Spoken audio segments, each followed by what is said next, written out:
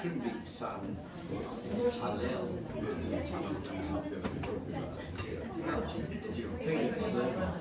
No, it won't. All right.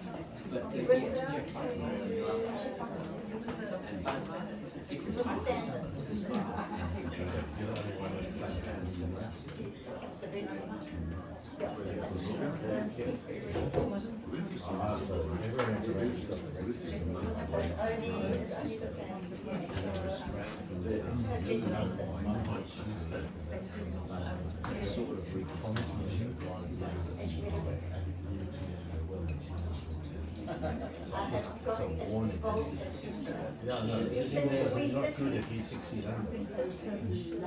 It only gets past conversion.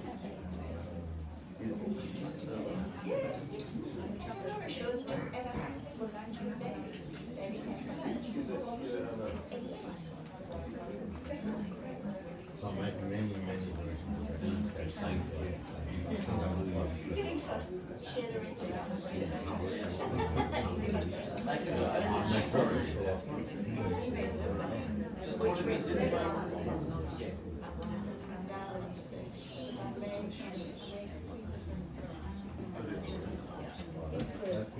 Just make it the zits and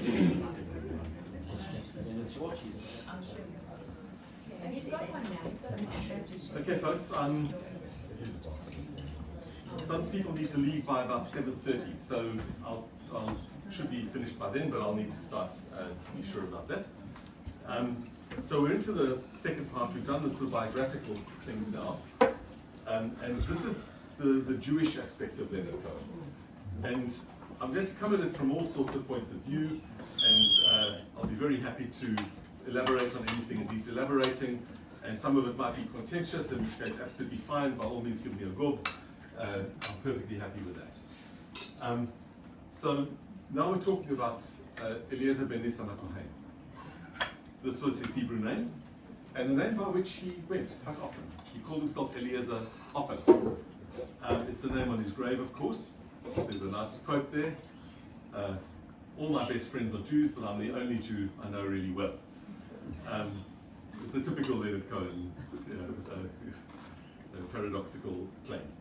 So the first thing I just want to reference here, and it's a feature, and in fact you saw it so beautifully illustrated in Lorenzo, is his humility. And it's astonishing how many people in Posner's biography refer to his humility. Here was a guy who, by the later part of his life, was world famous. He was a household name.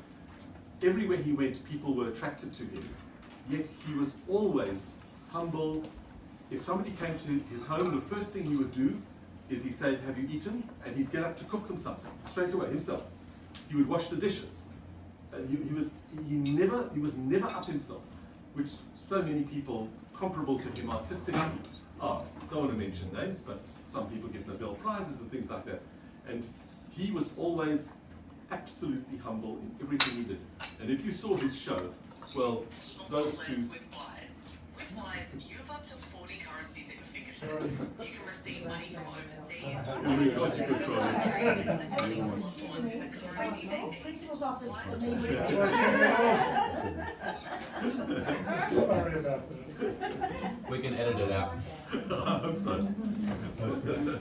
Unless it was something compromising, in which case we'll make use of it. So those two photos are pretty iconic, I think. If you saw the show, that was exactly what he was. He would end one of his numbers, everybody would be roaring with appreciation, and he would just be saying, "Thank you. Thank you for coming. Thank you for being here tonight. Thank you for keeping my music alive," was one of the things he used to say. It was just about gratitude all the time. I've also put another quote up there, you've probably read it by now, when he was inducted to the Rock and Roll. I can't read it. Okay, I'll read it out for you. When he was inducted in 2008 to the Rock and Roll Hall of Fame, he said, "I'm reminded of the prophetic statement by John Landau in the early 1970s. I have seen the future of rock and roll, and it is not Leonard Cohen." I have something new here, which I'm pretty sure none of you have seen before. It is a new thing. It turns out that in Vilnius, in Lithuania, remember that his mother came from not Vilnius, but from from Kovna, his father from Berdic, from another little town in rural Lithuania. So in Vilnius, they recently erected and unveiled a statue of Leonard Cohen. It was done by a Lithuanian non-Jewish sculptor, but look again, if you look at the stance, it's that same humility. It's exactly what he captures there. So I'll put the address there for those of you who think you're going. We may be related, buildings. Yes, yeah, we go back to Aaron, all descended from Aaron. Yeah. So now we get on to the religious aspect, and of course, the first thing that comes up always is the fact that he was a Zen monk. So I'm going to talk a little bit about his involvement with Zen Buddhism. He met quite early on in the piece a guy called Sasaki Joshu Roshi. Roshi is a title, not a name. It's like rabbi. But he was always known as Roshi, which always strikes me as odd because it's the Hebrew for Roshi, my head. So I kind of crossed a translinguistic pun. But so there he is. He took the name when he became ordained as a monk. He'd been already many years at the Zen Center on Mount Baldy in Los Angeles. But when he became a monk, he took the name Jikan, which means the silent one, because that was what he was there. He was silent. And Roshi once explained that the word Jikan is the Japanese word. It actually means the silence between two thoughts. It kind of appealed to me. He was an absolute disciple of Roshi right to the end. Roshi died a couple of years only before Leonard at 107. But he actually was not a particularly nice man. He pretty much predated on almost all the women who passed through the center. And whenever I try to find out what his teachings actually were, you put your finger and they disappear. Like, there never seems to be anything. This might just be me. I'm not a spiritual person, and the whole concept is one that's foreign to me. But certainly for Leonard Cohen, he spent years up there meditating for sometimes 20 hours a day, sitting on a wooden floor with his legs crossed, just meditating for 20 hours in silence. And it gave him peace from the depression that plagued him through most of his life, that only lifted when he was about 60 years old. But so he went there to try to come to terms with this. And he was very, very much into Zen Buddhism. He read voraciously on anything to do with religion. Specifically, he read the Christian Gospels and texts extensively. He was a huge admirer of Jesus. He regarded Jesus as one of the greatest humans who's ever lived. He didn't worship him as a god, but as a person with a message, and a great message. He was a massive admirer. He once said in an interview that that's what he sometimes liked to look down from the cross himself. And you find references to this a lot in many of his songs. To the hill on Calvary and stuff like that, and then things to do with churches and Jesus. He was very enamored of Christianity while never intending to or trying to or wanting to become Christian, but he just admired the teachings, as he did with Zen. There he became a monk, and the question then is, so how could he be a Jew and a Zen, a Buddhist monk? He was asked this all the time. He always had the same answer. He said, there's no clash between the two. He said, I am a Jew. That is my religion. That is the religion I've always had and the religion I will always have. But he found in Buddhism, which has no concept of a God. So he found in it peace and a beautiful way of life and a beautiful ethic. And that is what he did. That is what he practiced, while remaining consciously and very actively Jewish for his whole life. For example, he didn't keep Shabbat in the strict Orthodox sense, in the sense of not performing any melachot on Shabbat, any forbidden acts. But he lit candles and challah and wine every Friday night of his life. On Hydra, on tour, on that final tour, everywhere he went. And I've got a couple more anecdotes about that as well. But this was something that he absolutely religiously stuck to. There are some interviews, and I'm not going to read through this whole thing. It's one of the things that we know from our PD days, where they put a pile of text on the screen and then turn around and read it to you. So I'm not going to do that. But there are a couple of interviews where he talks about this idea. Oh, okay, now everybody's reading it. Okay, you can read it for yourselves then. Oh, you can't see it. No. You have to read it. So you have to read it. Now I'm going to feel like a certain person who. So this is a 1993 interview with Arthur Kurzweil. He says, "I've inherited an extremely good religion. I've no need to change it. For instance, in the Hollywood Reporter recently, there was a notice that I was going to narrate a film of the National Film Board of Canada on the Tibetan Book of the Dead, which he was very familiar with, by the way. And they said something like, we had expected that Richard Gere would have been asked, but Cohen, a Buddhist, was. And he said, and I wrote to them, I don't know if the letter's been published yet because this appeared a couple of weeks ago. I said, my mother and father of blessed memory would be very disturbed to hear me described as a Buddhist. I said, I'm a Jew. And I said, some time ago I became intrigued with the incoherent ramblings of an old Zen monk who just recently said to me, Leonard, I've known you for 25 years and I've never tried to give you my religion. I've just poured you sake. And I lifted my glass to him and I said, Rabbi, you are indeed the light of your generation.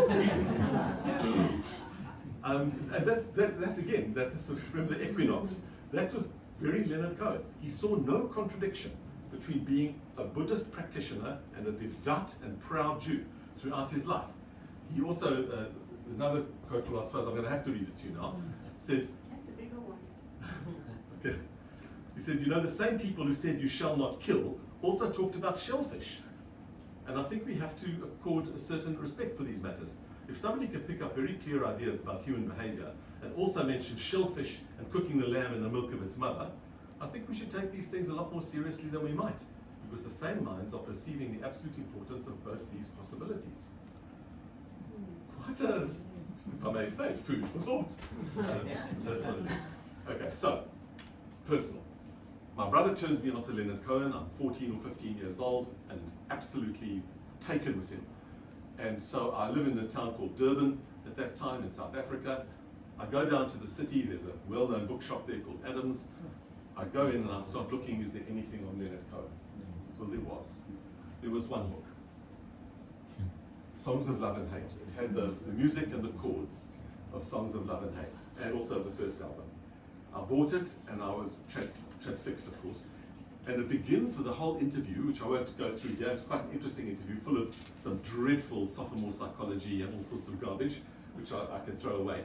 But then, on one page, I find that somebody else wanted to interview him, and they typed out 5 questions for him. They just typed them out and gave him the questions, and he hand wrote in fountain pen the answers to it. So, the answers to those questions. This is the page. It's scanned from the book, so that's the page that I read at the age of 14. So the first, I'll read it out to you because this is of some significance. The first question, 1, do you manage to retain your Jewish teaching in spite of your fame? His answer, if I forget thee. That remains for me one of the most perfect answers to a question I have ever read in my life. Then they say, do you ever find that your Judaism is a hindrance? Do you come across any anti-Semitism? He says, let them be ashamed and confounded together that seek after my soul to destroy it. Does your Jewish background influence any of your writing? From the roof, he saw a woman washing herself. This is 1972. Does your Jewish background in any way help your writing? And the woman was very beautiful to look upon. And where were you born and what was your Jewish upbringing? Montreal, just balances, just weights. Now that last one, just balances, just weights, that's a quote from Leviticus. That's the commandment that you shall have just balances and just weights and you shall not cheat. Now this is his response to these questions. This is a guy who knew what he was talking about. He'd learned Talmud at his grandfather's knee, literally. Solomon Klinitzky Klein had taught him as a little boy. He'd learned Talmud and he'd learned it well. He'd learned thoroughly and he knew what he was talking about. So he knew Torah probably better than everybody in this room. I hope I'm not insulting anybody when I say that, but he's certainly way better than me. Now, I want to go back because I'm going to be going back a couple of times to this quote, if I forget thee. So, certainly if you're Jewish, you recognize instantly Mishkachek Yerushalayim Tishkach Yemini. So I've got it here, and I'm going to put it, this is from the Psalms, of course. So there it is, it's the Hebrew underneath. If I forget thee, O Jerusalem, and my right hand forget its cunning, and my tongue cleave to the roof of my mouth, if I do not remember you, if I do not raise Jerusalem to be my chiefest joy. Now I've put that, I've emphasized that last bit, and there's a reason I've done that. The Hebrew is underneath, you can read it there, and again, the Yerushalayim al Rosh Simchati. So, we're going to move now onto his poetry, and this is going to come back, and I'm going to try to give an indication of how through his poetry, his Jewish neshama, that is the soul, is expressed. I want to begin by talking just very briefly about poetry and how I think poetry works. I'm a mathematics teacher. I deal with proofs and theorems and stuff like that, which I find sublime, but I know not everybody does. Poetry speaks to many more people than mathematics does, but in many ways there's some overlap. But what I want to talk about is something a little different. I'm not a fan of the way English is taught in schools anywhere in the world that I'm aware of. Children having to learn, analyze a poem, find the syntax, find the semantics, parse it, break it down, here are similes, here are metaphors. To be honest, I find that destroys a poem for me. If a poem is to work, and I love poetry very much, for a poem to work, one, and Hilary I know agrees with me on this, it has to be learned by heart and recited out loud. When you can do that with a poem, then you've got a handle on it. Then you can start really appreciating it. And why? Because poetry is all about sounds and words that have not only denotation but connotation. Denotation, the strict meaning of the word. So computer, it means that thing there. But words, every word in any language in the world is part of a web of meaning. And all the words that cluster around, all the things that cluster around any particular word you use, those are called the connotation of a word. And it's when you say a word, it sets off little echoes around in everybody's mind. And it's different for everybody. But the more you share a language, and the more you share a culture, and the more you share a history and a background, the closer the resonances will be for you. The great poets have the ability to pick words and sequences of words and cadences of words which appeal to many, many people. Some specifically will appeal to certain ones only. There's an analogy with music. I'm not a musical person, unfortunately. I wish I were. But I've been told many, many times that the music of Chopin, if you are Polish, makes you cry. You play a Chopin piece and you feel Poland. You feel the pain and the tragedy and the hurt and the history of Poland. I'm not Polish, so I don't get it. I like the music, it sounds nice to me, and I walk away. But I think that poetry works the same way. That you hear certain words and they resonate with you. They raise thoughts and ideas and pictures and things that you often simply can't articulate in your head. And that is the beauty of poetry. That's why poetry works. In almost every human culture, there's poetry. And the great poets are the ones who can do that. For those who are interested, there's a neurologist called V.S. Ramachandran who's written extensively on the way these things happen, more with visual art than with poetry. And he's done hard research on it as well, which is quite fascinating. But it comes down to the same idea, that there are certain central ideas and things which resonate with many, many people. And a great poet is able to access those. Now, having said that, we're now going to move on to two poems, which I think I gave everybody a sheet to read from. So we're going to look at these two. I'm not going to spend a long time on them.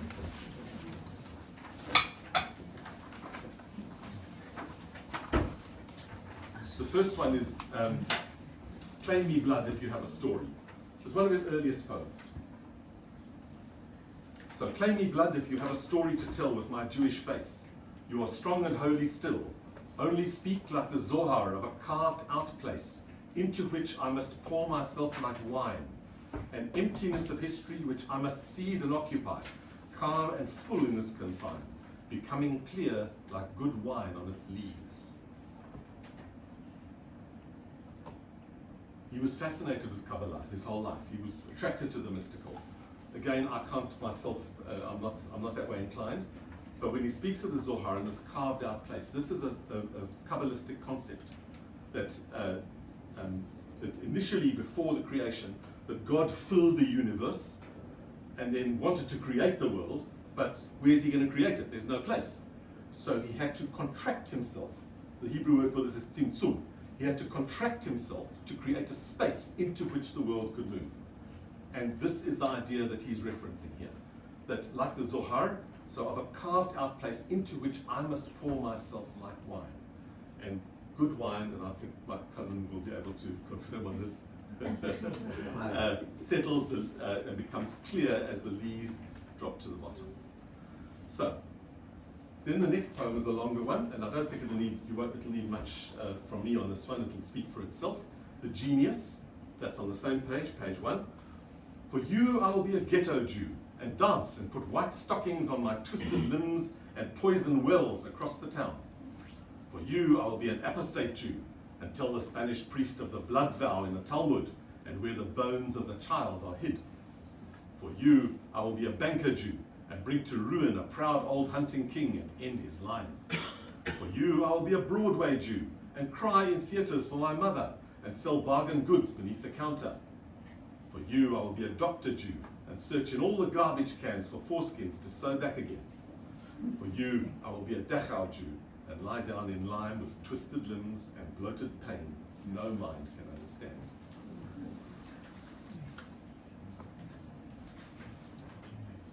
Not really much to say, is there? It references every single hate libel, including all the ones that are now circulating around us. What's it called, the Genius?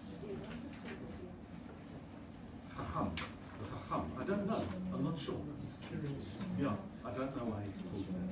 Maybe it's a sarcastic reference to the people who call the Jews this and this and this. It could be, yeah. Okay.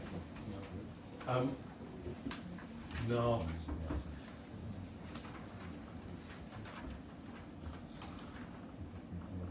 I'm just going to, sorry,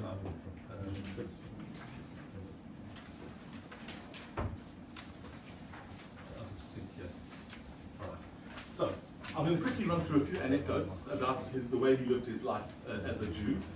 These I've just picked up from various biographies and so on over the years. So I mentioned that he kept Shabbat absolutely every single week. In 1984, when his children were, I think, 10 and 12, he was on Hydra with, I can't remember which woman it was at the time, Dominique Isabel, I think.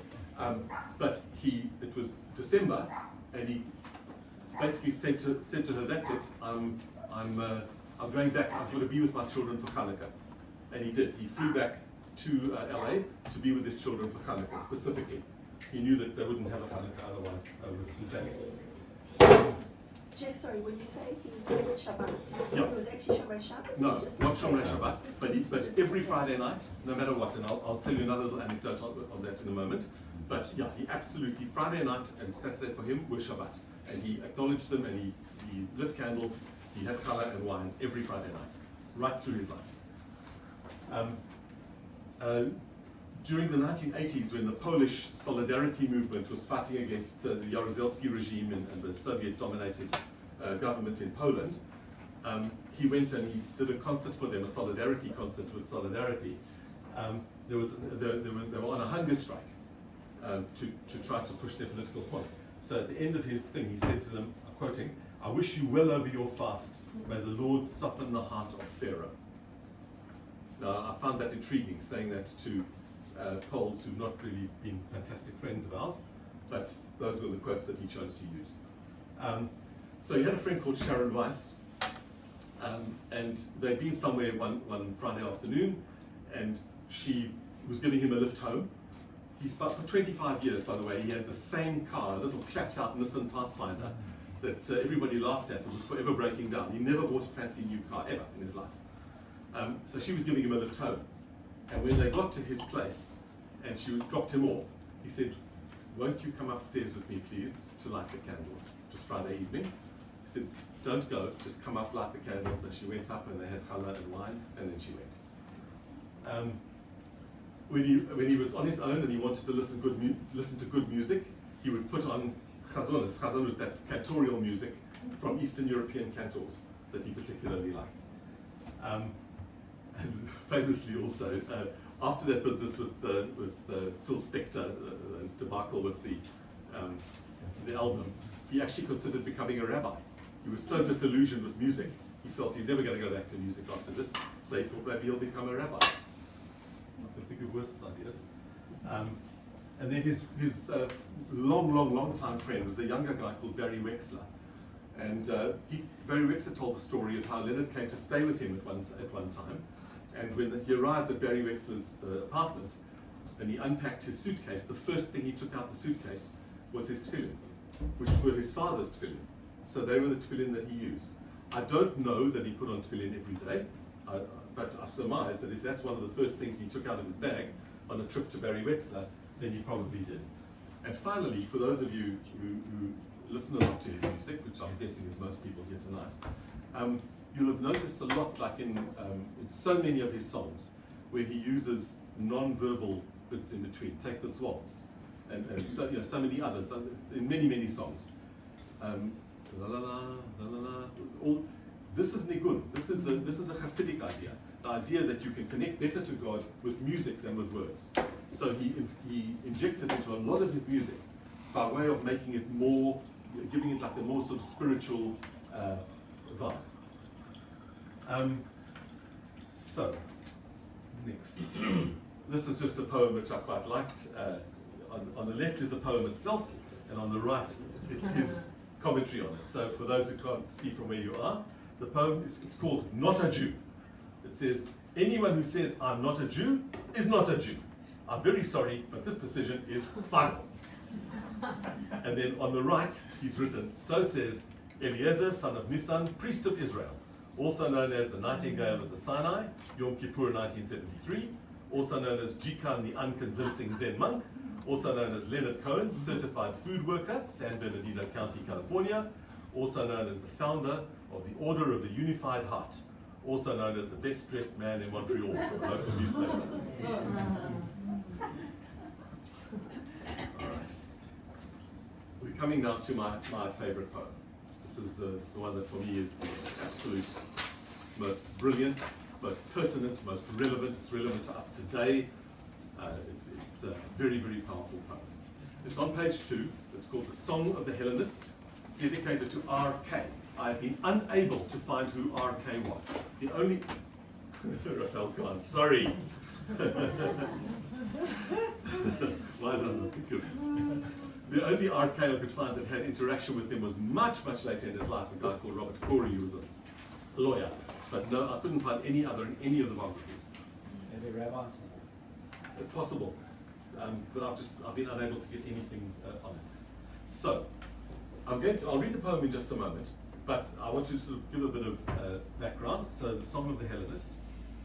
So, the Song of the Hellenist references the Hellenists were Jews who, during the time of the Seleucid occupation, the Maccabees, the time of the Maccabees in Israel, they were the Jews who looked at the Greek civilization and envied it and said, I wish I could be like that. I wish we could be like that. And so they forswore their Judaism and their Jewishness, and they tried to be more Greek than the Greeks. So they were known as the Hellenists. There were even cases, for example, when they became athletes, because the Greeks were great, athletics was a huge thing. So if they wanted to become athletes, the athletes competed naked. Well, they were circumcised. They developed a surgical procedure that made it look like they were not circumcised. That this was the extent they went to try to be more Greek than the Greeks. And of course, one of the things, because especially under Antiochus, Judaism was actually outlawed and suppressed, and it was forbidden to read the Torah in public. And so what many of them did was they became slanderers. They would tell the authorities, oh, those Jews are praying over there, those Jews are doing this, those Jews are still practicing. And that practice of these slanderers continued into Roman times. And it was during the Roman times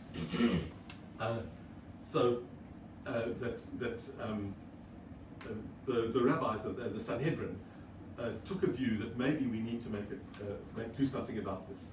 So what they did many of you will know the standing prayer, the Amidah. It's also known as the Shmon Esrei, which means 18, because it has 18 benedictions in it.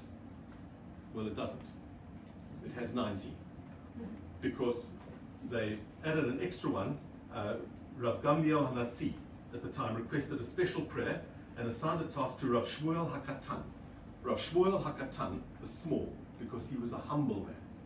He was asked to write a 19th prayer to address these people, the slanderers. And that's the one that we read every single day. Every single day to this day.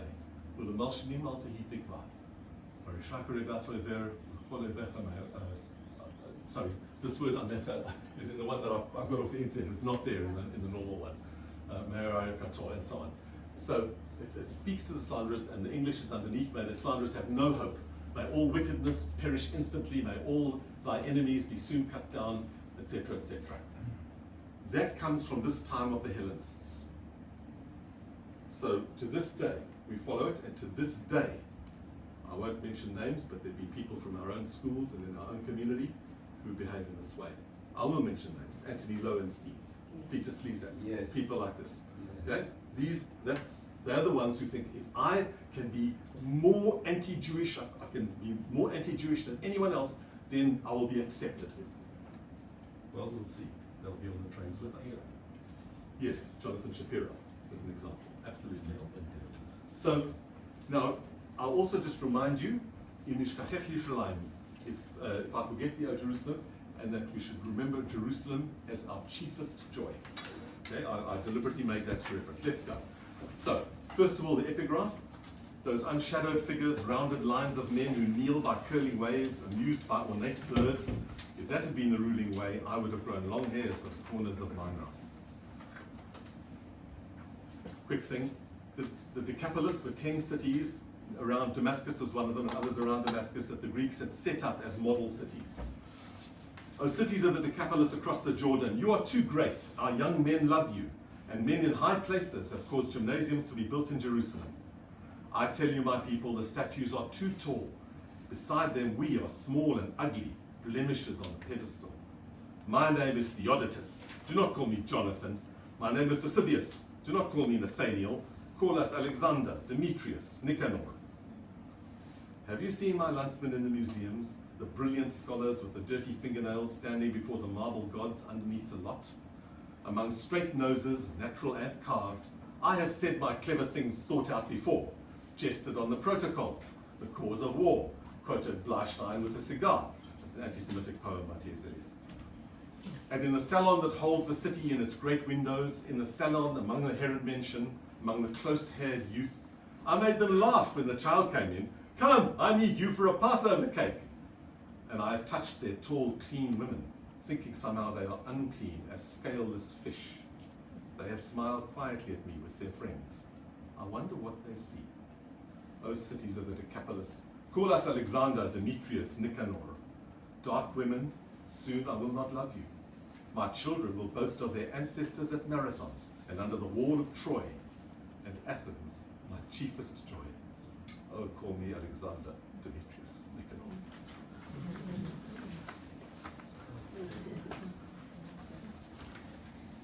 I have that poem up next to my desk at work. In 1973, in early October, he was on Hydra, and news came through on Yom Kippur. He went straight to Israel. He literally dropped everything, got on the first ferry to Piraeus, the first flight from Athens to Israel, and he didn't even take a guitar. He left in such a hurry. He borrowed a guitar when he got there, and he went around to various air bases first, and at Hatzor Air Base, he wrote a song, which you'll know, Lava, Lava, Lava. He wrote it there in one night. It had an extra verse, which I'll tell you about in a second, which is not in it anymore. And then he went around and entertained the troops all through the Sinai Desert and into Egypt. Again, personal anecdote, I lived in Cape Town in the late 70s. There was a guy next door to me, an Israeli, very working class Israeli, a welder by trade, Ronnie. his English was poor, his Hebrew wasn't much better, I believe. He was a very simple guy, Ronnie. But he heard me once listening to Leonard Cohen. He said, "Oh, Leonard Cohen, I met him. He was on our boat crossing the Suez Canal." Ronnie had been on a boat, and Leonard was on the boat with him playing the guitar, crossing the Suez Canal. I thought, Ronnie, yeah, right. But in fact, he was. Well, I don't know if he was with Ronnie, but certainly he was. And you see him here, in this picture here. He's with Mati Kaspi, who was one of the leading entertainers at the time in Israel. So that's Leonard Cohen, Mati Kaspi, a whole lot of troops around him. That guy there is, subsequently went into politics. His name was Ariel Sharon. That's him. And then the bottom one also busy entertaining the troops. So Matti Friedman has written a very, very good book about this, which I've got here as well if anybody wants to have a look. So again, if something spoke to him in 1973, it wasn't that he immediately the war broke out, off he went. Now one verse in Lava Lava Lava said the following: "I went down to the desert to help my brothers fight. I knew that they weren't wrong, I knew that they weren't right. But bones must stand up straight and walk, and blood must move around, and men go making ugly lines across the holy ground." And he played that, and the troops, all the people who heard it, and Matti Friedman interviews many of them, of troops who heard him sing those lines, they were absolutely moved by those lines. Because here was this famous singer, they'd all heard of him. Remember, he played the year before in Jerusalem and Tel Aviv. And here he was, he'd come straight back, and he was there with them singing these lines. But when the song was actually recorded for an album, he took the lines out. He felt, I presume he felt that they were just too personal, too private. Yeah. No, he felt they were too tribal. Indeed, too tribal. Yeah, Humanistic and broad. And anti-war generally. Yeah, which you'll see again in a subsequent thing. In 1984, he published the Book of Mercy.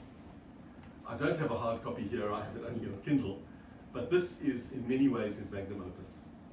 The Book of Mercy, here's what the cover looks like, consists of 50 short chapters, but you'll notice the symbol. This is the unified heart. I'm sure I don't need to explain what it is. But I do? Yes. So it's a Magen David, Yeah. but made of two hearts, Yeah. one upside down, rather than just a triangle. Yeah. So he, this became his symbol for the rest of his life. He wrote it everywhere. He put it on all the documents, like religious people often write Bezrat Hashem, the top of their documents. He put this, and it became his motif. He had a couple of different versions of it, and I particularly draw your attention to the one on the right.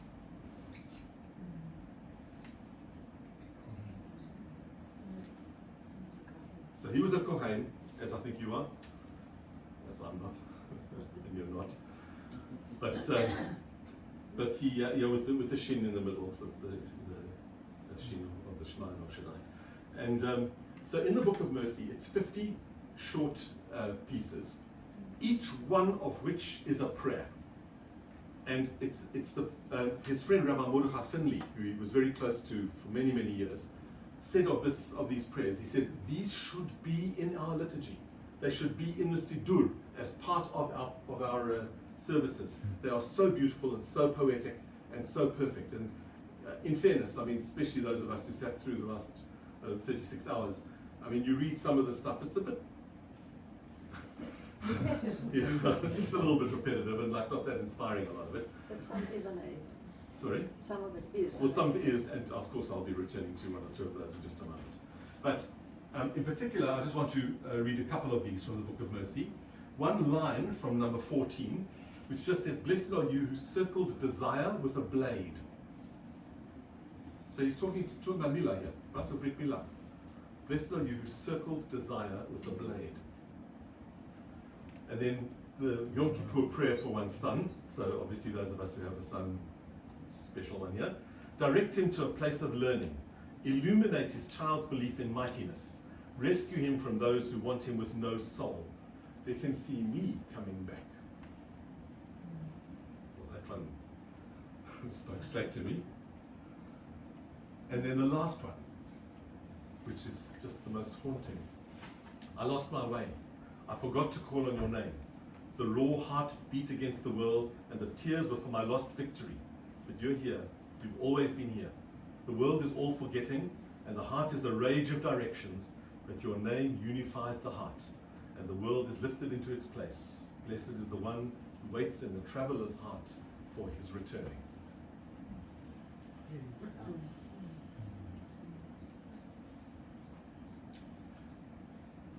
Shall I move?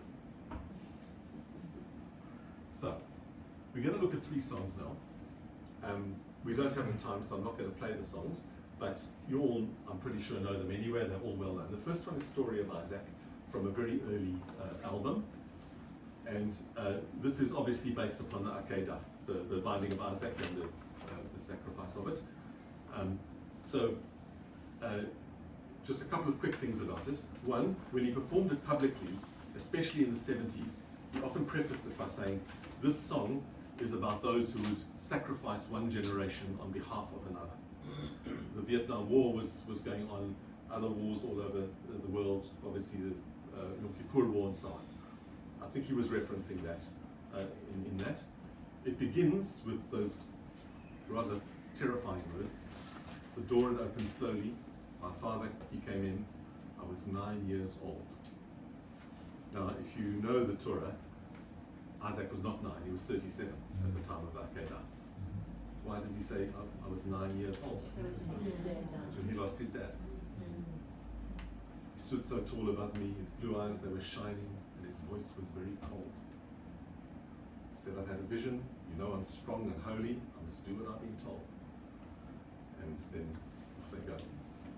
So he's referencing something. If you know the story of the Akedah, and if you read it every morning, and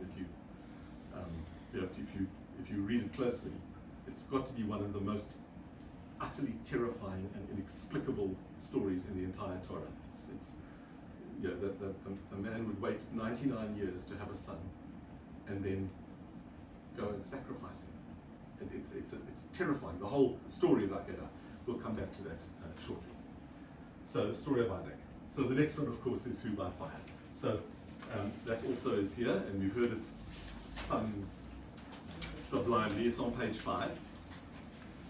And underneath it, I put in the Tanakh topic, Pat. So Pat went to shul.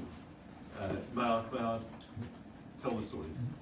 So Pat is not Jewish, but he went to shul over Yom Kippur, and he was reading the Siddur, and he suddenly said, oh, there's a Leonard Cohen song in here.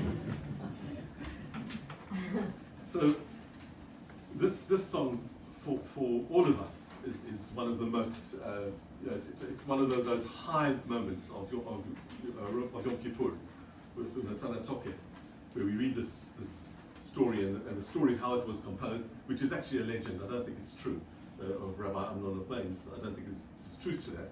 But nonetheless, the idea that on Rosh Hashanah it is written, as it says under there, Rosh Hashanah Yekatevun, it's in Aramaic, and on Yom Kippur it is sealed, who will live and who will die.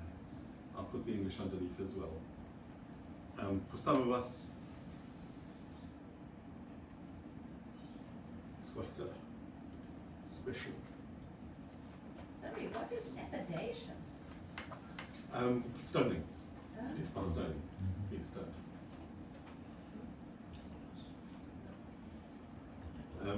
So who by water, who by fire. And of course, we said this last year on Yom Kippur, and 10 days later was the pogrom. Who by fire,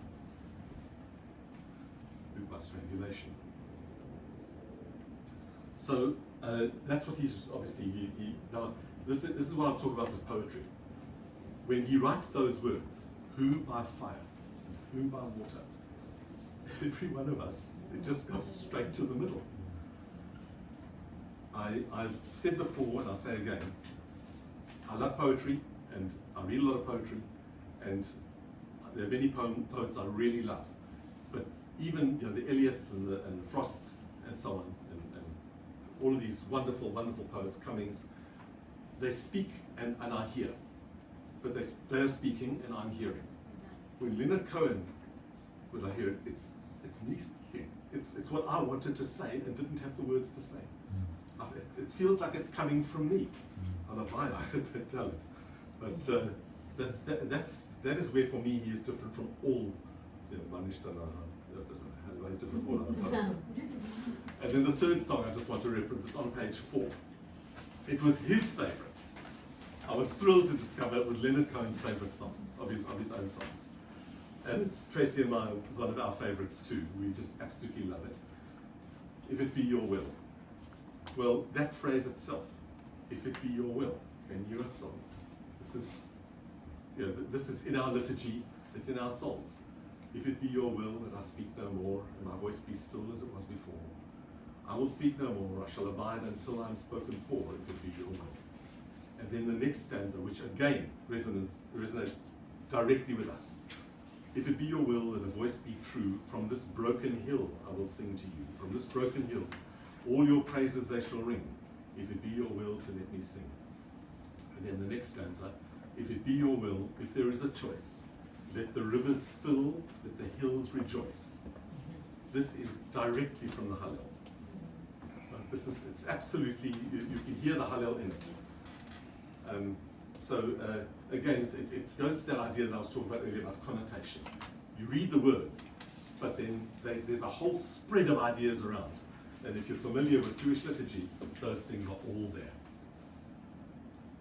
I'm just going to gloss over this now. I don't think we need to go into any more detail. Many other songs have got references of a Jewish nature. Dance me to the end of love. Lift me like an olive branch. Be my homeward dove. Obviously from Parashat Noach. The future. The magnificent song, The Future. You don't know me from the wind. You never will. You never did. I'm the little Jew who wrote the Bible. I've seen the nations rise and fall. Heard their stories, heard them all. But love's the only engine of survival. One of the most powerful stanzas in any of his songs. Another lesser known song, Born in Chains. I was born in chains, but I was taken out of Egypt. He's got lots of references to Egypt and being taken out of Egypt in various songs. This one from one of his later albums, almost like the blues. The album was like All Ideas, I think. So I let my heart get frozen to keep away the rot. My father says I'm chosen, my mother says I'm not. I listened to their stories of the gypsies and the Jews. It was good, it wasn't boring, it was almost like the blues.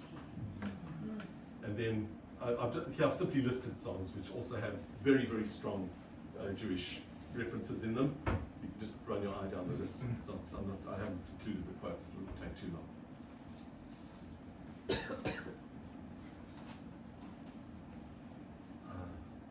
The last one, I think, everybody will know straight away. But others, like Come Healing is a prayer. It is an absolute Jewish prayer, the whole song. Amen, of course. And then By the River's Dark, obviously referencing the exile in Babylon. So there we go. Then the next thing, now here I have to do an apology because I've got links to 2 little YouTube bits, but the one unfortunately begins with a 30-second bloody advert, and I can't stop it. So that's going to be a pain. So maybe just sort of talk among yourselves while that's happening, or whatever it is that you do. So because this is when he was on tour, on the final tour, I'm going to look at 2 things. One, when it was they were in Barcelona, and it was his birthday.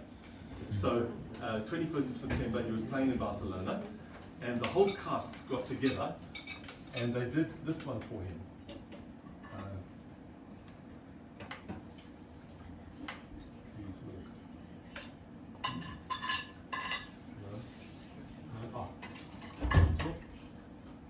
Oh, we could be lucky. No advert. It's not playing on the screen, Jeff. Sorry. Oh no. Exit out of the slideshow. Oh, okay. Sorry. Okay, slideshow.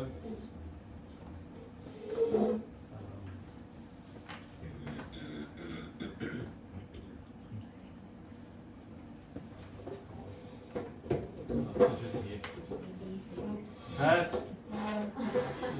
I just said this is where we eat the youth. Young Chris. Jeff. Generation and then did you come right?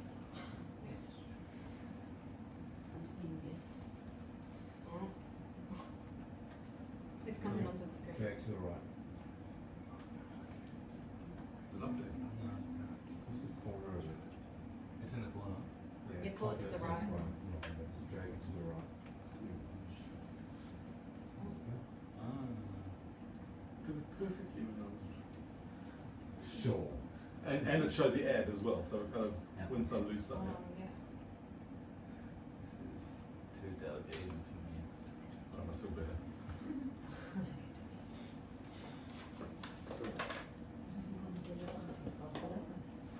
Can you expand the slideshow? Yeah.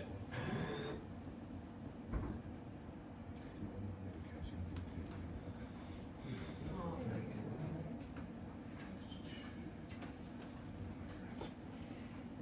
Next. Oh, go further down.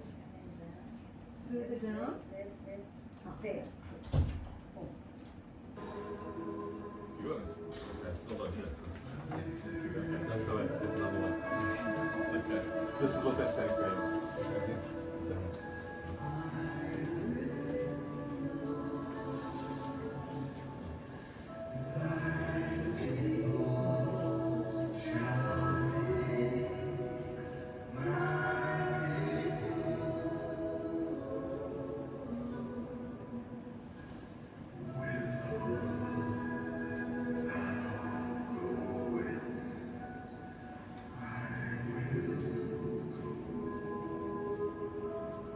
I want to thank the members of the So, no, I have to stop it. How do I do that? Oh, there, I've done it. Okay. Alright, now somehow I have to get back to this. Okay.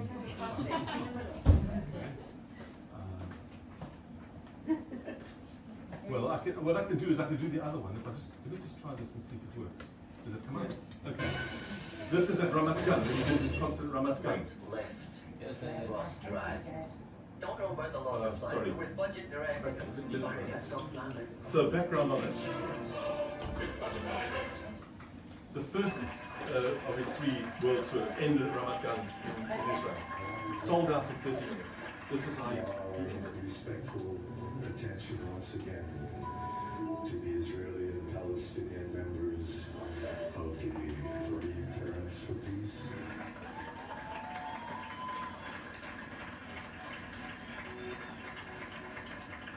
And those other men and women, some of whom are called naive, foolish, irrelevant, defeatists, but no, not at all, friends. They have achieved the victory, perhaps the only victory available, the victory of the heart over its own inclinations for despair, revenge, hatred.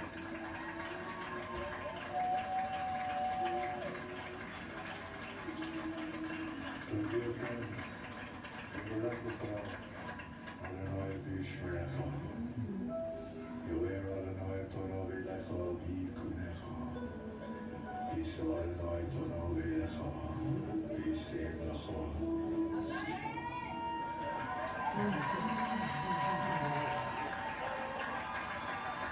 I would have given 10 years of my life to be there. The concert sold out when it went on sale in Israel in something like 30 minutes.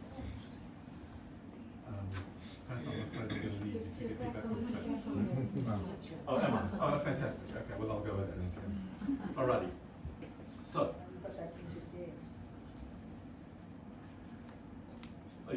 this is the Guevarra. That's the Bukatagon in there, priestly blessing. So, he died on the 7th of December 2016 at about 2:30 a.m. He'd had a dreadful blood cancer for several years. He was in excruciating pain for the last 2 or 3 years. When we saw him at his last concert here in Sydney, which was about his 4th or 5th to last concert ever, he ended up in Auckland. Already then, he was in, we wouldn't have known it, but he was in extraordinary pain. He had compression fractures of the spine because of the osteoporosis from the cancer. On the night of the 7th of December, he got up to go to the bathroom in the middle of the night and he fell. And that obviously brought something on, and he began vomiting, and they called the doctor, and he died. And they very quickly, they hushed it all up so they could get the body to Montreal and have a private funeral, and then they announced it to the world. I was with my friend Hilary Khan, standing in the back of the auditorium at Moriah at 12 o'clock on the 11th, Friday the 11th of November that year, and suddenly my phone buzzed. It was my sister. Say, oh no, Leonard Cohen's died. So, about 3-4 days later, my other great hero, the late Chief Rabbi Jonathan Sachs of blessed memory, made a video. I'm not going to play you the whole video. You can Google it, and I urge you to do so.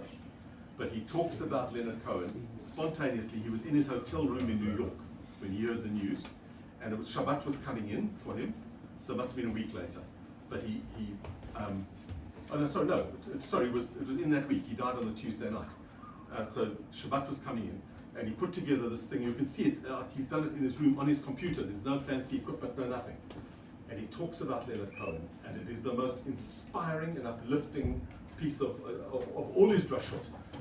But he talks, of course, about, and I haven't mentioned it up until now, but of course he talks about the last album, You Want It Darker, which came out just 3 weeks before he died.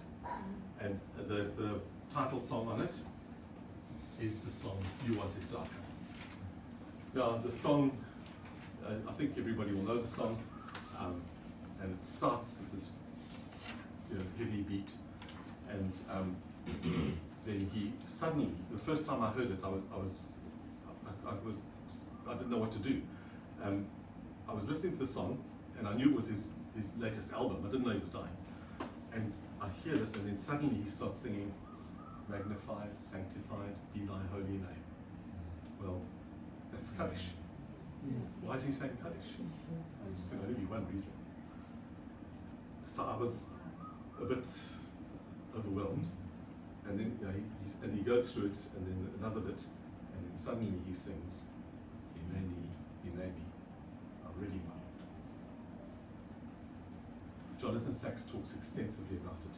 The word Hineni appears for the first time in the Torah, in the Akedah, in the binding of Isaac.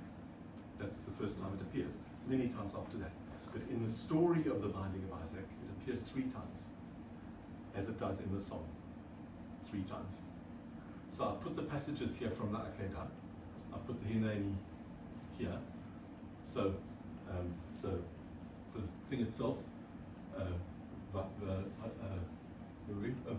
achar hadvarim ha'ele, Elohim nisa et Abraham, v'yomer alav Avraham. Now this is a famous passage. So it said that after these things that had taken place, God approached Abraham and spoke to him and said, Avraham. There's his reply. Vayomer hineni. Here I am. Now the general consensus amongst rabbis is that he knew what was coming. He knew what he was about to be asked, because it's in the next few lines. Vayomer kachna et bincha et yechidcha asher ahavta et Yitzchak. He says there, so take your son, the one you love. Sorry, the one et yechidcha, your only one, the one you love, Yitzchak. And the way that it's parsed rabbinically is that they've left out Abraham's replies because he knew where it was going. So God says, take your son. He says, oh, you mean Ishmael? I've got my son Ishmael. He says, your only son. Well, Ishmael was my only son for a long time. The one you love. He says, well, I love Ishmael. He says, Yitzchak. Nowhere else to go now. And take him, and he says there, take him to a place that I will show you, and there you'll make a sacrifice. So now that's exactly what happens. So Abraham wakes up early in the morning, he takes the youth with him and Yitzchak, and then as they're walking towards Mount Moriah, it's a 3-day journey, as they're walking towards Mount Moriah, Yitzchak says to Abraham, Aviv, to Abraham Aviv, to Abraham his father, Vayomer Avi, my father, Vayomer Hineni b'ni. Here, my son. He knows what he's going to ask, because he asks we've got all the things, we've got the wood, and we've got the sacrificing thing, but where's the sacrifice? And he says, well, God will show us the sacrifice when we get there. And Yitzchak knows exactly what it is. And then finally, when he's got the axe up in the air, and he's about to bring it down on his son, then, as you all know, the angel suddenly comes out of heaven, Vayomer Avraham, Avraham! He was in such a state that the angel had to call him twice to say, cut it out, stop. And his reply, Hineni, I'm here. So 3 times he uses that word in what must be the most unspeakably difficult and intense and impossible situation that you can have. And each time, Hineni, here I am. And that is what Leonard Cohen is saying in that last song, through his pain, knowing that he's about to die. So, in his famous song Anthem, he writes the lines that I think are probably his best known lines of anything. Ring the bells that still can ring. Forget your perfect offering. There is a crack in everything. That's how the light gets in.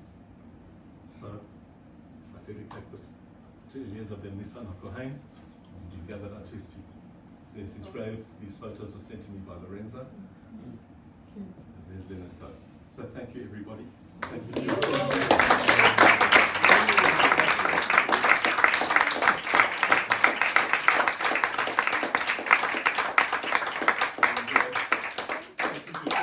For catering the whole thing. And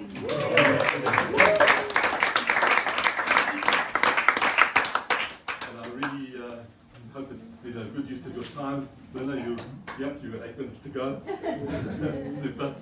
So, thanks very much. I think there's still plenty of plenty food. Yeah, plenty food. So please hang around. Lots to drink. Dessert and lovely cake You're going the wrong way, and mate. tea and coffee. If you go there, there's going to be a problem. Thanks,